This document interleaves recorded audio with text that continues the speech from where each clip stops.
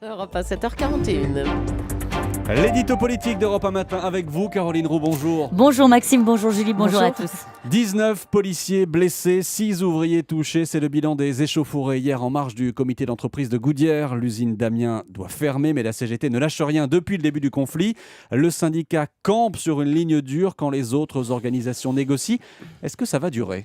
Oui, car la CGT a choisi, ce sera non. Non à l'accompagnement des grandes réformes imposées par la crise. Non aux accords sur la sécurisation de l'emploi pour lesquels elle n'a même pas pris la peine d'ailleurs d'avancer des propositions. Non aux accords chez Renault quand même FO accepte de signer. Non aux accords en cours de négociation chez PSA à Aulnay quand la CFDT serait finalement sur le point d'accepter.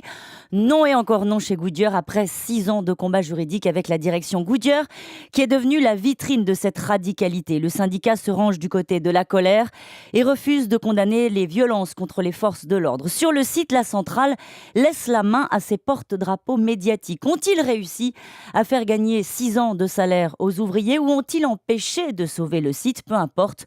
Le symbole est là. La CGT se pose comme le dernier rempart des ouvriers écrasés par la mondialisation quand ses partenaires acceptent parfois les concessions pour sauver l'emploi coûte que coûte. Oui, ça risque d'être compliqué car il y a des dossiers lourds qui arrivent sur la table. Et vous pensez sans doute aux retraites, à l'assurance chômage, au financement de la protection sociale. Vous avez raison et c'est bien le problème. La CGT qui a appelé à voter François Hollande a tout de suite pris ses distances avec le gouvernement pour ne pas avoir à l'accompagner quand il va devoir tailler dans le vif et assumer l'austérité. Le syndicat ne peut pas tenir la main d'une majorité qui n'aura pas d'autre choix que de raboter notre modèle social. Pour autant, est-ce que la CGT va jouer la politique du pire et l'embrasement social ? C'est toujours sur le fil, accompagner la colère, mais rester un acteur public responsable pour éviter d'être débordé par un mouvement devenu incontrôlable. Dur sur la ligne, mais pas au point d'encourager la colère. La CGT va jouer l'entre-deux. C'est de la politique, Maxime. Un syndicat qui va mener son congrès à la fin du mois de mars et qui doit